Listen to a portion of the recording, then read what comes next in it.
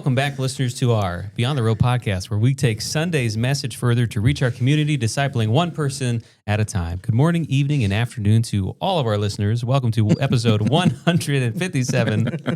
We should have never started recording these. Now we just silly the whole time. That's good. Episode 157 of our Beyond the Road podcast. That's true. And we're actually...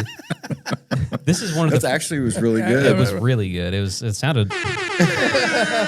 My voice kind of gets up there, yeah. Man.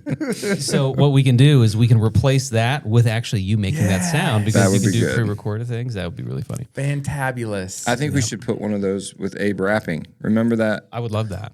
Oh, my kids love that, man. Yeah.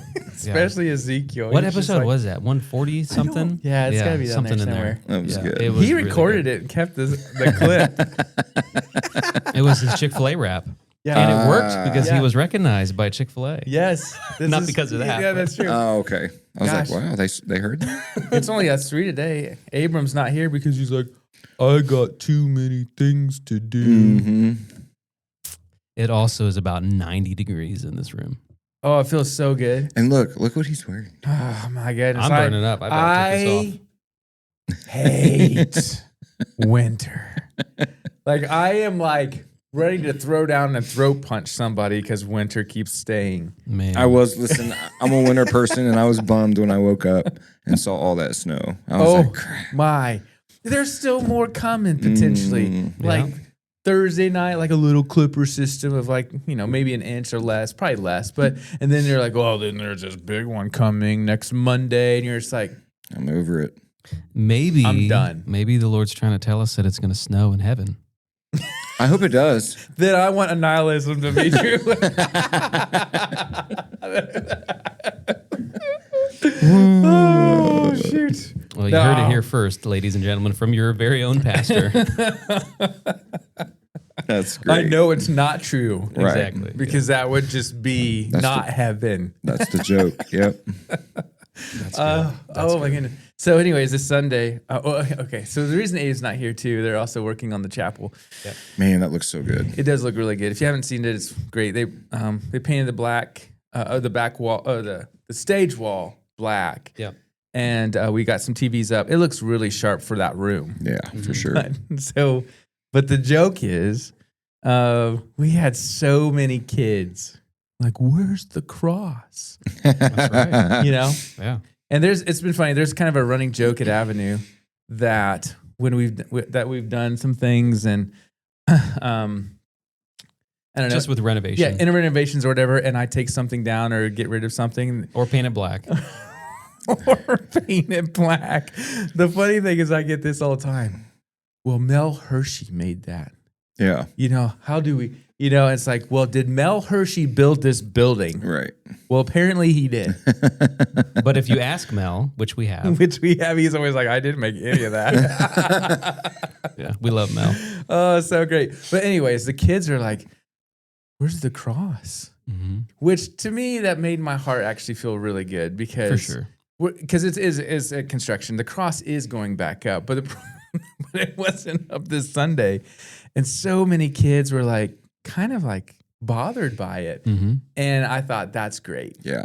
Because they really, that does have an impact in their kind of worship experience. And so, but anyways, hopefully if we're going to get it up, we just don't know when, but we're painting it too, but we're going to backlight it. Mm-hmm. So it's going to look really nice. It's going to stand out more.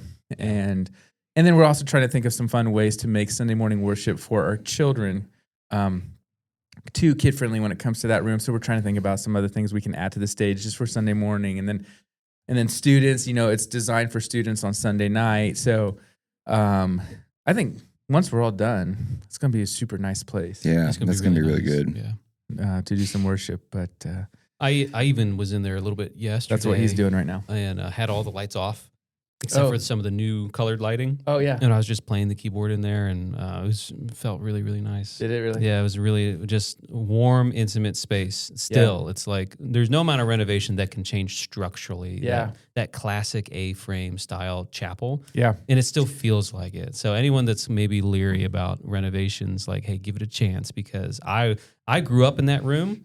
I know it more than half the people that are at this church, more than half of the people. That is true. Because there's only a handful of people that have been here longer than me at this point, and that was my first church I was at before the worship center was even a thing. Yeah, I remember there being orange carpet and pews, and an organist, a keyboard player. Yeah. I mean, I remember when I was 10 years old. This was 26 years ago. Yeah. And I'm still in love with that room with all the changes. Yeah. So give it a chance. It is actually going to be super nice when it's all done because. In fact, we're not done. We're finishing the stage and stuff like that. But like we still need to do a number of things. We need to upgrade the lighting system. Like it's going to be good. It's better right now, but but we need everything to tie into the same place, and we don't have that yet. And so that's cost. And so we're trying to think how to do that. And then the other one is to get, all the lighting systems, but then update kind of the sound system. Mm-hmm. So those are on the horizon. It's just we got to kind of reel things in right now, and making sure that we're healthy financially long term, and because it has been kind of this hard part is that a lot of people have given to the one campaign, but they've stopped giving to the church. So it's like they're robbing the church to help the church. And so it's like, this doesn't work. Good news though, is that we are so close to getting the kids ministry area completely done, which is the kids bathroom. So if you're listening to this and you haven't given towards it, we would love for you to give towards the one campaign. I think we're somewhere around, as of right now, $8,000 or $9,000 left, and so that's so good. And our financial team has done such a great job. So we've had some new gifts that have come in over the last week, and but we're so close. And for those of you who don't know, that if you've not been in our kids ministry area, the bathrooms in that area are just horrific, and they served a purpose. But now we need to be intentional. We need to fix some things, some of the piping, and then also modernize it. Because, like, for example, you go into the bathrooms and you want to use the bathroom, like not like a urinal like the guys would use, but the regular toilets, and those things are small. Yeah, because they were built for what people used to be like without all the bad food and stuff, and people have gotten bigger since then. But like 60 or 70 years ago, so we need bigger space. Well, industry standards of toilet sizes has increased. It has increased. Yeah, because people have increased in Dude, size. that's insane. Isn't that crazy? Yeah. People are getting taller too. It's not just the other way. I thought those, you know what? That is crazy that you say that. I didn't connect that. Yeah. I'm sitting on this thing. I'm like, man, this thing's like super little. Now it's designed for, like the bathroom is designed for kids, but we also got to use it for like weddings and funerals. We're like, where's the bathroom? It's right there. Oh, sit down.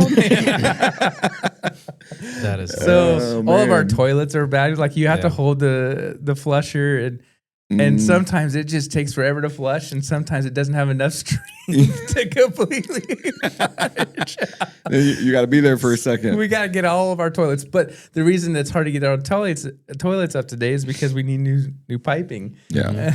So that's why this is kind of costing us, and this is why this is a big deal. We need to get this completed. Mm-hmm. To all that to say, we would love for you to help if you can. We've been challenging the church to give like $250 a family.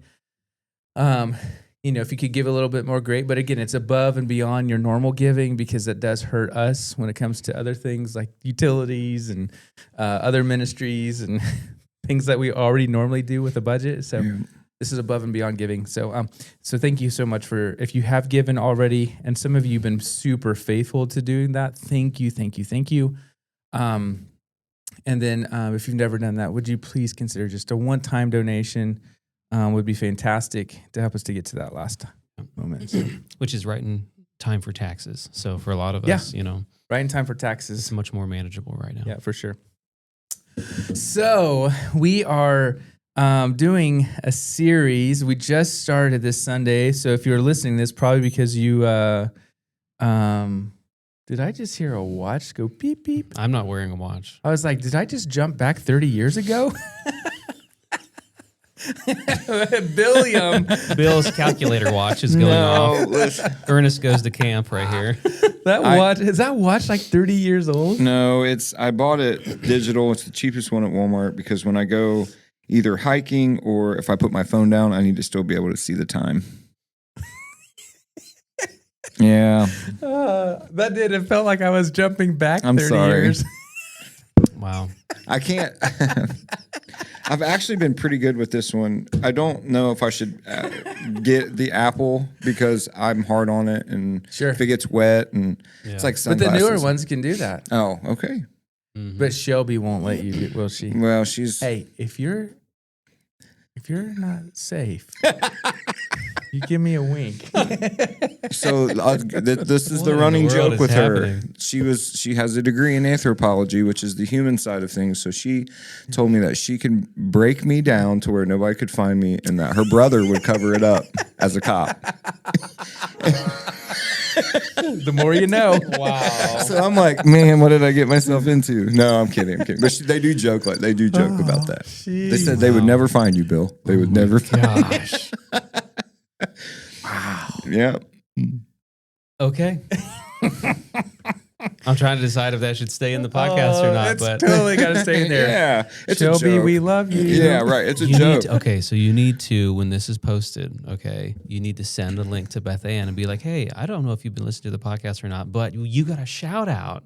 Yeah. Okay, your family did. Mm. And have Beth Ann listen to that. She would probably agree. Say, yeah, that's about right. Yeah, that's right. So back to hell. We That was a good is it segue. warm in here? Oh, it's warm. It's warm. Oh my goodness. So anyways, we're in a new series called Faith Under Fire, and many of you would know that. So we're actually talking about some of the hardest questions that people have, or Christians have, or that you hear commonly. And we're going to talk about some more questions that maybe we won't address on a Sunday morning, but we'll address during the podcast over the next few weeks. And this first question was, how could a loving God send people to hell? Yeah. I thought I'd also share some others with you guys, just because you're like, well, what else are we going to talk about? Well, next week we're going to get into what about the people who've never heard the gospel, Yeah. or heard about Jesus? What happens to them? Another one we're going to dig into is, how do you allow yourself to accept God's forgiveness? We might even, probably get into some depression and anxiety and things like that with that one. Maybe on the podcast. Does the Bible condone slavery? Okay. That one's a lot, especially when you get into some of those intellectual arguments, especially in the college level. Yeah. They're like, oh, Christianity is all about slavery. And it's like, nah. We're going to have to dig in that one. If it wasn't for Christians, there wouldn't be what we know slavery as today, that we knew like 200-300 years ago. Is that a different week, or is that? That's same going to week? be. It's going to be a different week. Okay. Another week is going to be, why does the church always talk about money?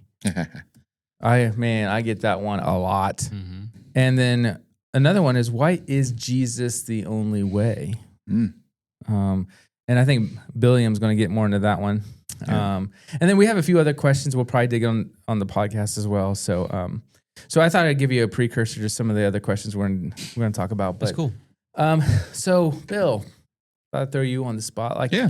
because you got this. You dug into this more on Sunday. I did. What is hell? Yeah, so there's a whole historical backing of it. It was actually when I taught it, I wanted them to understand what it invoked in the hearers when they heard it for the first time back Sure. then. So I think that helps with the context of in the minds of the people that are actually hearing this message. So we did a few things. The historical background was it was literally called the Valley of the Sons of Hinnom. It had an Old Testament Can you origin. say that again, Bill? I cannot. Hinnom. Humana. I fumbled over it too on Sunday. Hinnom.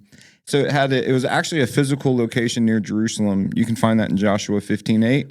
It was the site of pagan worship to Moloch. You can find that in 2 Kings 16:3. And they practiced child sacrifice there. So it was like strictly forbidden. And So that's the Old Testament. yeah, that's where it first developed. And then Jeremiah, go ahead, sorry. Oh, I'm just asking questions because Yeah. I actually didn't know that one. Yeah. Is Sheol a part of that, or is this was that different than what you're describing? I think it's different. Okay. Because the physical location part was all like child sacrifice. They knew it to be a location of evil. Shiloh, I think, is the place of the dead. Is that like? Sheol is the place of the dead. It's Yeah. kind of like a resting spot until judgment. Okay, yeah. But we can talk about. But is to go. Could you say that place again now? Yeah, so that site. I know I'm joking, but I really do want you to say Hinnom. Hinnom. Yeah, that's a physical location. Okay, wait, is that the New Testament's version of Gehenna?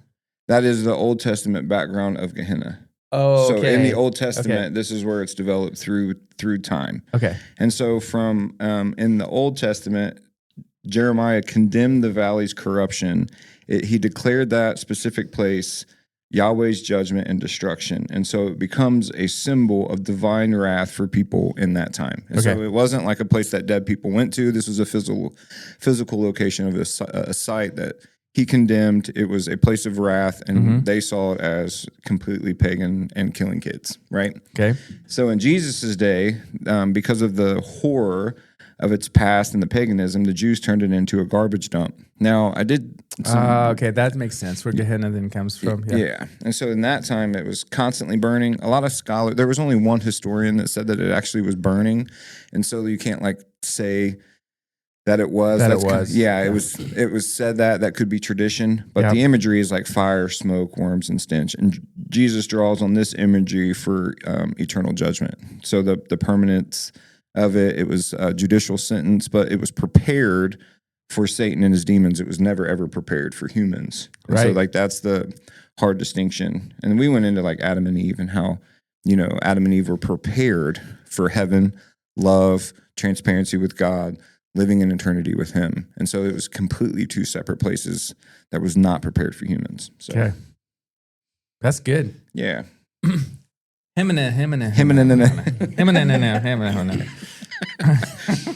Sometimes I have to yaw like the YouTube words to make sure I say them right. Oh yeah. Oh, I see. Yeah, I did. I actually have it right here in the notes. The Valley of Hinnom. Yeah. Gehenna. Oh, that's so fascinating. I actually didn't know though. It was like, I didn't know that was the Old Testament part other than Sheol. That's good. So I had only ever heard of Sheol. Yeah, so like Sheol, that's where a lot of people hold on to that this is potentially where you get Purgatory. No, not purgatory, but we were just joking about the word and I lost it. Hell? Yeah. Hades? No. Annihilation. Annihilationism. Annihilationism. This is I wonder if you get that from Sheol because in the Old Testament, they never talked about hell. Mm-hmm. It was just Sheol. Mm-hmm. So you can't actually translate the word Sheol to hell because it's not. It's not that. It's looked as like a place where the dead go in the waiting. But it's not purgatory because purgatory, by definition, is a place that you go to get right with God as people pray for you on earth. And you still have a chance, quote unquote. This is only Roman Catholicism belief system. They'll disagree with most of us on how it got there, but history teaches us that popes or priests came up with this to make more money. And now it's birthed out of, they argue, Maccabees, but Maccabees is not seen as Jewish canon. So the Jews didn't even believe that it was scripture. It was just the Maccabees it was just a sect of Judaism. It wasn't Judaism as a whole. And so the Roman Catholic Church actually disagrees with that statement. Okay. That's what you say. All right. Well, then this is a great question because I don't know the answer and I get them mixed up and flip flopped. Okay. Oh, okay. Yeah. After the resurrection, Yeah. after the crucifixion, Mm-hmm. we read that Christ went down into Sheol. Mm-hmm. Is that correct, or is that hell, or is that? Yeah. No. So I don't think it's hell. As I understand it, it's the same connotation of Abraham's bosom. So it's a place of waiting until judgment. Got it. And so that's kind of what Scripture teaches, is that death creates, once one dies, there's a waiting place and then the judgment, that we're all going to be judged at the same time. And those who knew him are going to be, with him, and the others will be cast into utter darkness, into the pits. Yeah. That's literally what Scripture teaches. The problem is we're trying to understand that side of life, and we don't have a whole lot on it. But many suggest that he went there to Sheol, the place of the dead, quote unquote, and which is fascinating because in one of the Gospels it talks about when he died, a number of people were resurrected. Yeah. They were walking around Jerusalem. They were walking around Jerusalem. Yeah. So, so that's why people will say, well, they weren't in heaven, but they weren't in hell. So it's just this kind of waiting place. Mm-hmm. The tension, though, is in our linear minds, is to understand, like in the sleep phase, it's instantaneous. Like for us, it continues on. From our point of view. Right. But when we die, it's almost like, poof, we're there. We're all there in the second, like the day of the Lord is there. Mm-hmm. So now I could be wrong on that. I've been part of debates on this, but that is the question: is Sheol is like, well, there's actually some of the argument as of right now, there's no one in heaven other than the Father and angels and beings and things like that. And that there's no one in hell. We're kind of in this resting Sheol until judgment. Yeah, and that has made sense to me because of when Jesus raised some from the dead in the New Testament. He says, no, they're just sleeping, right? And it kind he does say that a lot. They're just sleeping. Yeah, it has that implication. Yeah. That no, they haven't ascended yet because he's talking about one judgment. Yeah. 1 second coming, one judgment, one moment. Yeah. But obviously, people die at different times. Yes, and that's why like they're not being judged yet until we're all judged together. We're all personally going to be judged for sure. And then there's a second judgment, and that second judgment is to those who made it to eternity with Christ. Then you're judged on based off of what you did. Yeah. The first judgment, though, is the one you care about the most. For sure. That's the one that you're either in heaven or hell. Yeah. Now there are some, and I understand the argument too. And I'm not the world's renowned, person on this stuff. But some suggest that after the resurrection of Jesus, based on Scripture, more specifically Revelation, but that those who were resting up until that point are now in this. You're currently in heaven and hell now. They were resting and resurrection, and boom. And so now we have people in heaven and have people in hell. And I don't know. I don't know. Yeah. If that's true, that's great. For the ones who are in heaven, awesome. Yeah. I think too, I always have to reassure myself with this too, is like, it's okay to not know every single detail because, for sure. because we will constantly try and to fit God into our understanding. Yeah. And God is infinitely bigger than that. Yeah. We're not supposed to know every single solitary thing, or else there would be no there would be no use of faith. Yeah. It would just be all belief. Yeah, and that's where it gets really weird. Like there's this moment, I can't remember in which one, if it's Chronicles or Kings, maybe it's Kings. I want to say it was Kings. Where King Saul goes to this medium and he wants to raise Samuel. Samuel had just died. The prophet Samuel just died. And he doesn't know what to do. And I can't remember the circumstances. So he goes to this medium, which he shouldn't do. It goes against God's law. Mm-hmm. And this medium didn't know it was King Saul, right? He went disguised. And so then she was able to contact the prophet Samuel in death, in his rest. And he actually says something to the fact of, why did you wake me up from my rest? Mm. Isn't that crazy? That's crazy. So like, it's just I like, don't know that story. yeah, What? it's really kind of cool. I don't know that story. Oh, dude, you got to read it. Yeah, I think it's in 1 Samuel 28. yeah. Because I think King Saul was getting ready to die or something like that. And then Samuel says, yep, that's happening. Well, this would have been in the middle of all the David stuff, right? The stuff between David and Saul? Yeah, it would already have been going on. But I can't remember the reason why he went off the top of my head. My wife and I were talking about this a number of months ago when we were reading the story. And we're like, this is I'm gonna crazy. have to look into that. Yeah. That is a wild story. Yeah. Yep, it's First Samuel 28. It is 1 Samuel. Okay. Mhm. Yeah, Kings and Samuel and Chronicles, they all kind of like Yep. work together. A lot of history. Yeah. Yeah. So, anyways, so in the New Testament, though, so we talked about Gehenna. Gehenna is the New Testament version of Sheol, this resting place, which is also another reason why people don't take hell. This is actually a good point too. This is another reason why people don't take hell seriously, because it was a place, outside the gates, weeping and gnashing of teeth, da da da. And so that's why people they take this literally. So that's where you get like universalism and stuff. People are like, oh, I don't believe in hell. You could be a Christian, quote unquote, but not believe in hell, because they're saying that he's not actually talking about someday, somewhere burning mentality. He's just talking about this place.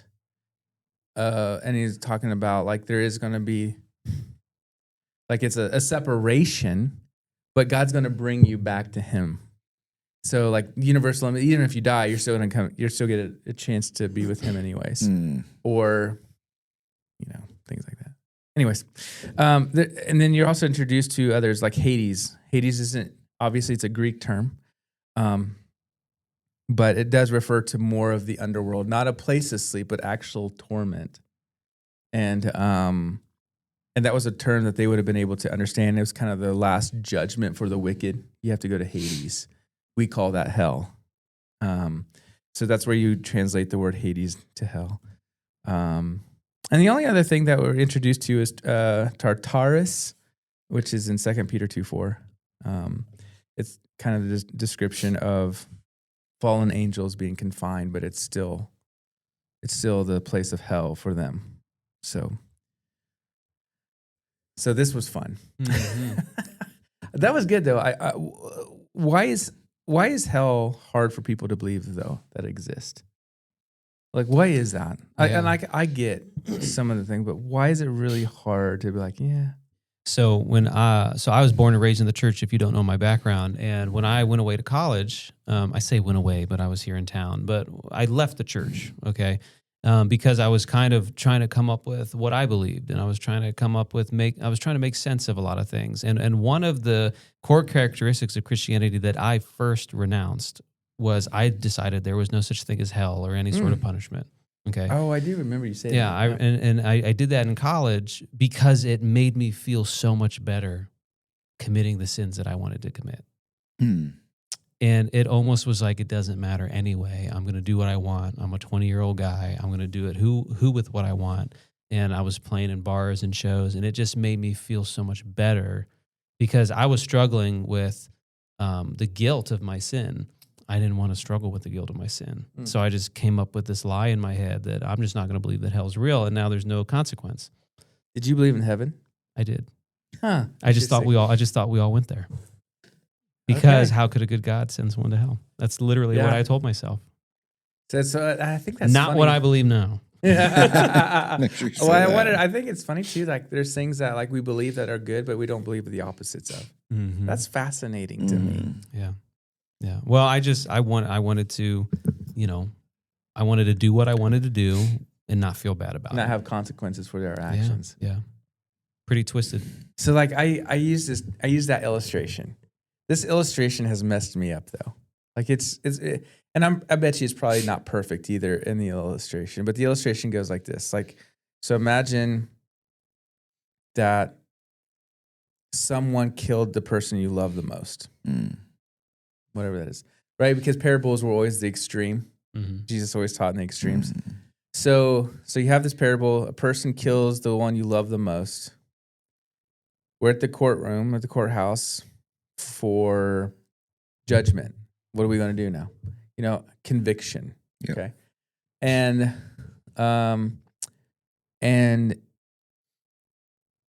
good people make it to heaven, and why do people have to go to hell? So the same thing then is the judge is presiding over this, and because the judge is a good and loving God, a good and loving judge, he doesn't convict the killer because he's a good and loving judge. So he lets him go. The question then is, did you feel loved by the judge? Yeah. And the answer is no. Well, why not? Because there needed to be a consequence for the action. Mm-hmm. Right? There needed to be justice. Yeah. There was no justice. So now the question is, does that matter? Because in the moment, no justice never got served. Yeah. So you want everybody to go to heaven, including your enemy? With no justice taking place? It's kind of like the prodigal son story just flipped on its head a little bit, because the other brother was like, why do you slaughter the fattened calf for him? I've been with you this whole time. Yeah. He felt an injustice was served. Yeah. When the father welcomed his wild living son back and forgave him, essentially. Yeah. When we get wrapped up in that same thought. It's like justice wasn't served. Yeah. So then you start calling at least God for the unjust. for the older son, it just wasn't served. Yeah. Yeah. If you were in the courtroom and somebody died that you knew, and you knew they got murdered, and like you recorded it, it's like they did it, and then he's like, oh, I'm a gracious, loving, merciful judge. I'll let you go. Give him some money. Make sure that he gets a warm meal because I'm gracious and loving. Yeah. We would call that judge perverted. We would call him, he needs to get off the bench. He did not serve justice. That was not fair. But then those same people will turn around and look at God in the Bible and call him unloving for the very punishment that they wanted the judge to inflict on somebody that was a murderer. Yeah. And so it's like you can't do that. Yeah. Yeah. So it's like I love that illustration. It puts a really good picture. And I think that, I definitely think that's the key, because if there is no hell, or there is a hell, but why would a good and loving God send people there? Yeah. So then at that point, you make judgment on yourself. Like, you get to judge yourself. Now, yes, Scripture tells us we choose, but justice is done by what God gives us. Like, He's sovereign. He's the ultimate judge. So yes, He could forgive me, but and the most loving thing that He can do for me is to send me to a place where His presence isn't, because I didn't want Him here. So the most loving thing He could do is to give me my desire. Yeah. That's what a loving God does. He gives you your heart's desire. Well, either your heart's desire is Him, or your heart's desire is anything but Him. Yep. That's the choice. And so God doesn't just wake up one day and, oh, hey, Nick, how are you doing, man? I'm glad to see you. Yeah. So, you know what? I don't like your hair. I'm going to send you to hell. Yeah. Good grief. But that's crazy, right? Yeah. So I think that's what they see God as, like this old man with a long white hair, long white beard, and a white robe with a not pitchfork, but a shepherd's hook, standing there just waiting for you to get up there, and then all of a sudden you're there, and it's like, let me just sign here, okay, Yeah. you're down that way. That's not how this works, but I think that's the mentality that most people have, and the reality isn't.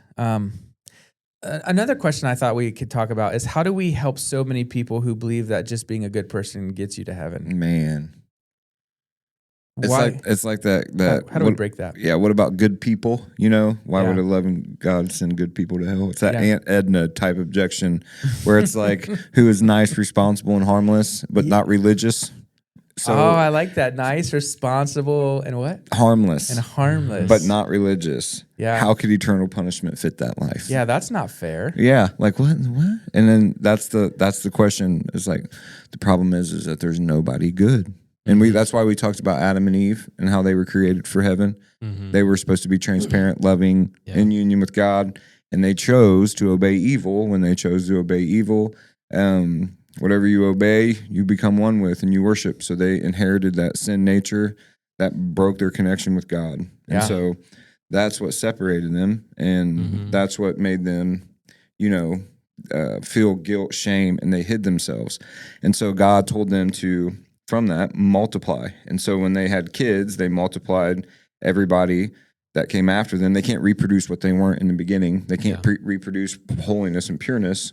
And so everybody that came into the world through Adam and Eve were born with that separation from him. And so if you're born for heaven and you're separated from heaven, then you are in the wrath of God already before you even, like, when you come in. And so now there's babies, there's innocence in that, right? So, but if you don't change that state before you die, it doesn't matter if you spend your whole life giving to the poor. It doesn't matter how much money you give to the church. It's not about what you do. It's about who you are and the change that needs to happen. Yeah.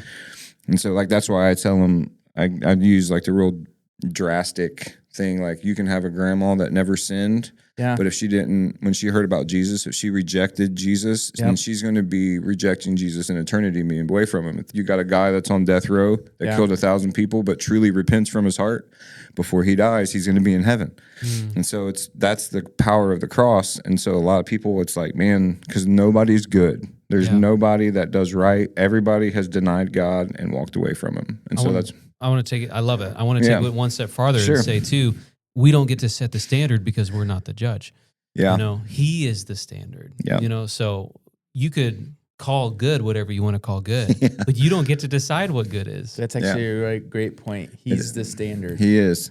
Because then, like, think about it. If we normally judge in our mind what is good by whether it benefits us, right? And so then we're all making those little judgments all at once. Yeah. And sooner or later, we're going to collide with one another, and my good could be your evil, and your evil could be my good. And then now all of a sudden, we don't have any basis. Yeah. That's why the argument for atheism falls when they talk about morality. Like, where does your morality come from? Yeah. I always ask atheists that. Where does morality come from? Yep. And so it's like the animal kingdom has morality. So how do we have morality? Right. And then that's why, like, if an atheist, if they're honest, you can't say that what Hitler did was evil because he thought it was good. And so, like, that's correct. By your basis of what good is, by his definition is the same. You can't, there's nothing that you can say that is evil unless you have a morality that comes from the Creator, God, and that standard. That is fantastic. Yeah. But that is right, though. The standard of who we are is based off of who Jesus is. Yeah. And if he's the standard, I think that's the good question. If he's the standard, then how do we ever measure up? Well, you don't. The only thing that can measure up to God is God himself. That's the only measure. Mm-hmm. So therefore, if God is the only measure, and it's the only way that I'm judged, well, then I'm damned. Absolutely. Mm-hmm. You're done. Yep. So how do I get to the part where I'm not damned? Well, we have a story that tells us that. Yeah. Confess the God that gave his life for you that you have to be measured up to. Give him your life. Yep. That's it. There was no human sacrifice suitable enough to die for your sins. Yeah. It was because Or God even is animal. the standard. Well, yeah, sure. Yeah. But because God is that standard, there was he couldn't have chosen Abraham or Moses or whoever your favorite Bible character is. None of them were going to be acceptable to be that sacrifice. Right. It was only a being that was fully human and fully God. That's right. Through Christ. and that could perfect. pay that. Yep, and perfect. sinless. Yeah. And I think that's let's see that. And again, I think that's where we struggle to understand Old Testament, New Testament. Like, because, well, were the Jews freed from sin after an animal sacrifice? Well, no. It was atonement until Jesus was coming. So it was a substitute where we had to, I shouldn't say we, Israel, the Jews, they would place their hands on a spotless animal, lamb, bull, whatever.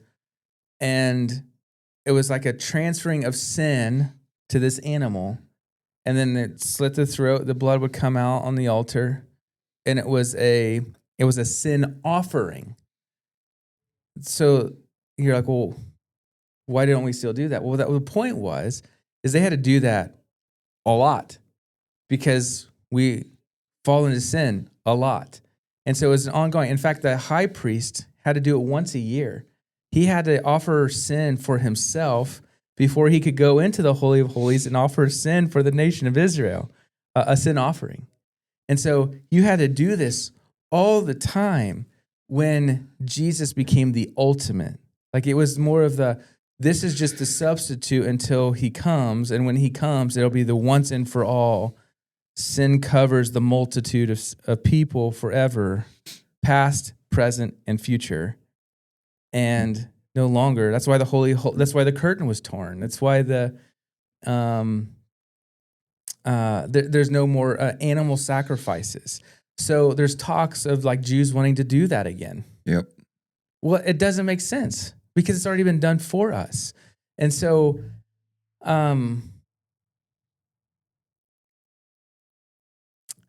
which is probably why we didn't get into hell in the Old Testament. It was just a waiting place until the Messiah was coming. And so that's why the idea of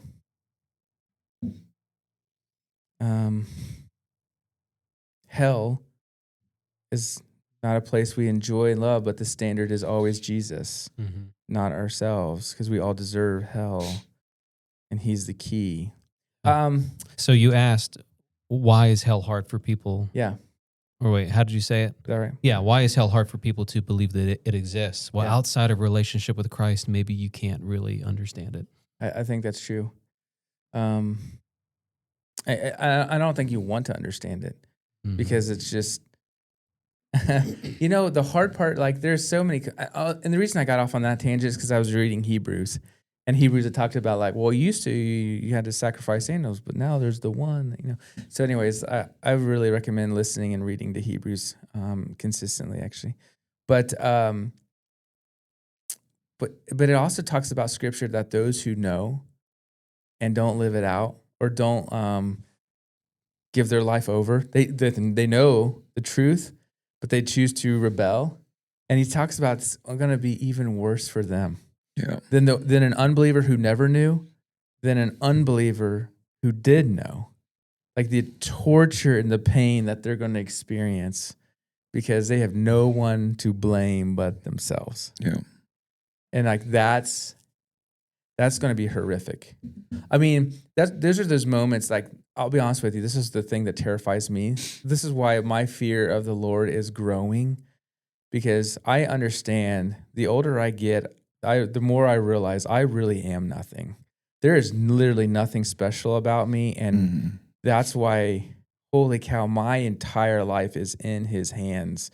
Nate, stop doing stupid things, like stop continuing to fall into this like habit you've been in for 20 years, whatever that is. Or stop making decisions that you've always made, you've always struggled with because you feel guilty and you're still doing it. Dude, heaven's coming. Stop. Like I just constantly, because the fear of the Lord keeps growing in me. Yeah. And, but I'm sitting here thinking like how many pastors are going to be in hell? Yeah. How many elders are going to be there? How many churchgoers? Yeah. That breaks my heart. Yeah. And they're going to know it. Like they're going to really understand it.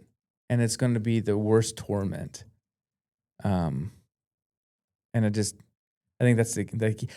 So I brought up something. The doctrine of hell does not minimize God's love. it magnifies the cost of grace. Can you expel on that a little bit more? Like, what do you think that really is trying to get at? The doctrine of hell does not minimize God's love. It magnifies the cost of what Christ did for us. Man, I think that for me is that eternal punishment and wrath of God was put on Jesus on the cross. Like when we see him agonizingly getting beat, at the same time getting separated from God, and just that torture that he went through, I think we got to see that small picture of what hell is going to be like for people for eternity. And so Jesus took our eternal punishment, and so that we didn't have to. And that's for every single person that calls on him to be, for them to be Lord. And so that cost Jesus took, and it just shows how much of his heart and how much surrender and how much it cost God's very own life to be able to save you. And I just think that in the short, like that's amazing. That's amazing to me. Yeah, I don't know if I have one collective thought about this. That's okay. But it makes me think of the person who has lost the most has the most to gain. Yeah. Okay. And that's a good point. That reminds me of what Paul says when, he talks about, and I was trying to look it up. I can't find the exact really one. Good. Yeah. It talks, this is pointing me towards Romans 5. I was going to say, you were talking about when Paul says, if I die, you promote me. I'm talking about where Paul says essentially like that he has sinned the greatest, so he's been saved the most. Something along those lines. Oh. Where he's talking about, not to say, does this mean keep on sinning? No. But when he talks about how maybe Romans 7, something in there, it's like half of a thought. That's why I wish I would have looked this up before the podcast. Because that when you verse 1, therefore there is now no condemnation to those who belong to Christ Jesus. Yeah. Romans 8. Yeah, if I can find it, maybe I'll put it in like a link in the bio of this. But, but it's still that same thought that His grace abounds, right? Okay. Yes, we've all been saved from grace when you call on the name of the Lord, okay?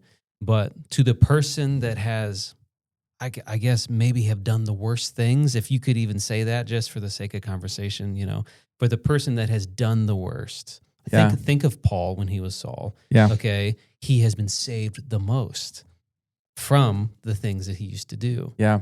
Rather than someone that has just been teeter-tottering on this edge and, their greatest sin is they lied about their wife, said that she looked good in that dress and she didn't. I totally know. I've heard that before. I think that's true. I think that it's just this unbelievable understanding of, I don't know. I always go back to the resurrection, like watching these disciples who questioned everything. Even Jesus says, how much do I have to be with you? Like, Peter, get behind me, Satan. Like just one thing after another. The sons of thunder, because they're just turds, calling down hellfire on people. Yeah, right. And like you have these disciples who are just like, what is the matter with you? And yet Jesus calls all of them to follow him. He's arrested. They all run. Maybe other than John, but they all run. They're all taken off. They're scared to death.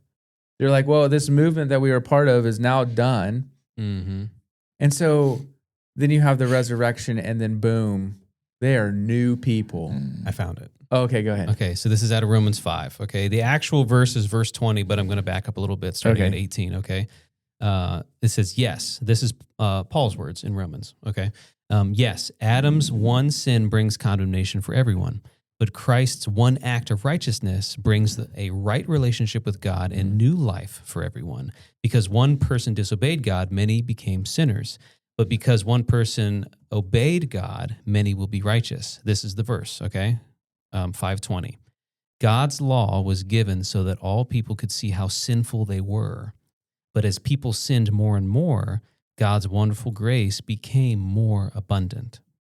So that's that key. And then if you finish it out, there's only one more verse. It says, so just as sin ruled all over people and brought them to death, now God's wonderful grace rules instead, giving us right standing with God and resulting in eternal life through Jesus Christ our Lord. Yeah. I think that's I love that, because at the same time, I wish we all could understand what Jesus went through. Like, if you ever get a chance, I mean, it's still not going to do it justice, but like watching the Passion of the Christ. Yeah. I mean, was that 20, 25 years old now? Yeah. Something like that. And I remember watching that in the theater. I walked out of that theater and my shirt was soaked from my tears. Like it was like, I was so grateful too, because I wasn't the only one in there ugly crying. But it was one of those where I'm like, I am a wretched sinner. Like, I did that. Yeah. Like, and he did that. I didn't even meet him in person, but I'm his. He created me, and my sin did that. Yeah. I just think that humility is so hard for us as humans to understand, because we really are prideful people. And pride is, in my opinion, it's the key to sin. And I think the reason we sin is because we're prideful. Yeah. And I just wish we all had that moment. But, and again, I can't say that many people are like, oh yeah, I'm in now. But like, to know what he did for me, it just, I don't know. To know that I deserved that instead of him, and I deserved what was coming after that instead of him. I don't know. That's the thing that I'm thinking about all the time. And so it's just funny to me how I've changed over the years. I used to really care about reaching the lost, and I still do. Yeah. But I think I'm more passionate about getting Christians to understand this lukewarm living that most of us live. And I don't know if we truly understand the ramifications of what Jesus did and what's coming. Yeah.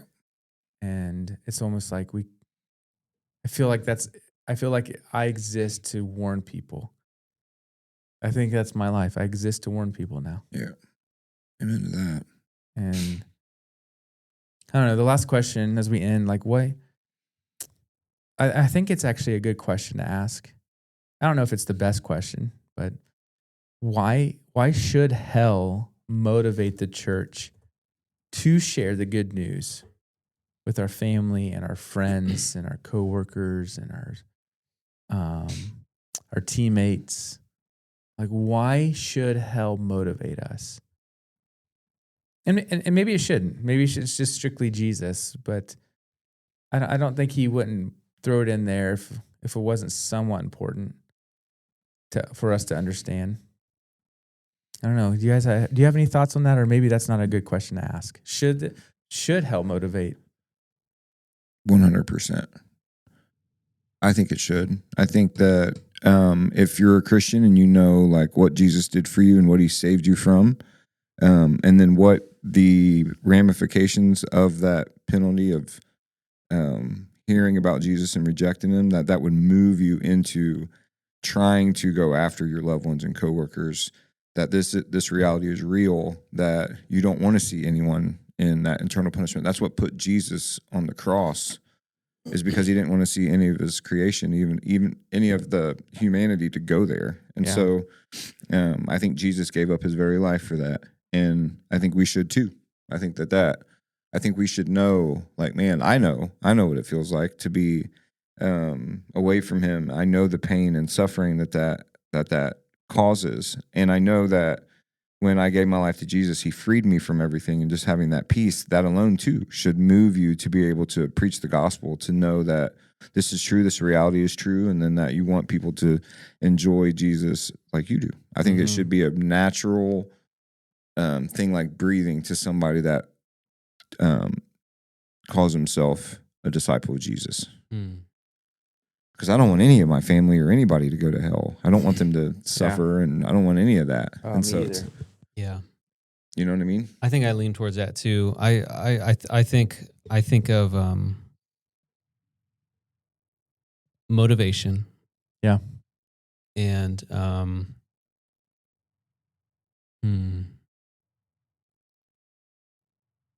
there's a word that starts with a P that I can't think of it right now.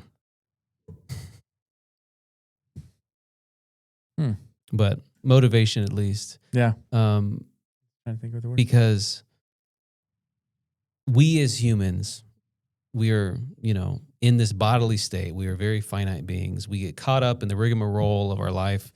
We get caught up doing the same thing, same routine, Monday, Tuesday, Wednesday, Thursday, Friday. Okay. Yeah. You wake up, you brush your teeth, you go to work. Some of us, we not love on our your lives. mind. Exactly. Yeah. Some of us, we love our lives. Sometimes we're just comfortable. Sometimes we're complacent. And you really don't have We that. like the busyness of life. Exactly. Or we'll make ourselves busy. Yeah. So that we don't have to deal with anything real. And having this as a motivator, this like, hey, yes, you're blessed. That's great that you have a wonderful life, but that life was, paid for, so that you could have a chance at eternity with the one that saved you. But if you don't take that chance, and if you don't go out on that limb, and if you don't call on the name of Jesus, then there is a consequence, and that consequence is real. And I think that using that as motivation, as long as it's not your sole motivator, I think that that's okay. I think that it is okay to believe in hell to keep you on the right path. Hopefully, more so that just being in love with Jesus is your top motivator. Yeah. But if in the beginning it's because you're a consequence-driven person and you just need that, I don't think that's a bad thing. I think that's why testimonies are so important because your testimony is the living testimony of Jesus working in your life that others need to see. Like your story, and you're like, well, I just grew up in the church. No, you have a story. A story is you had mom and dad who fell in love with Jesus and, and so on. So like, don't miss that part of the story that most of us didn't have that. Mm-hmm. And my kids are going to have that story. Mm-hmm. I'm glad they have that story. Mm-hmm. They have a lot better shot at following Jesus than I did. Yeah. And so, I don't know. But you're right. Jesus is still the center of the message of Christianity. He is everything. There's a book. I've talked about it before. I highly recommend. I wish everybody would read this book, "The All of God" by John Bevere. That will mess you up.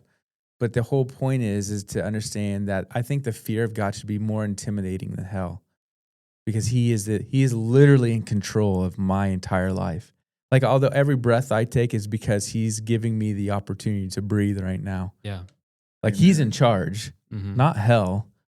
Yeah. That's just the ramifications of the stupid choices I made in this world, not choosing Him. But He's in control. Like I should fear Him. Mm-hmm. But that fear isn't of like intimidation, although it can be.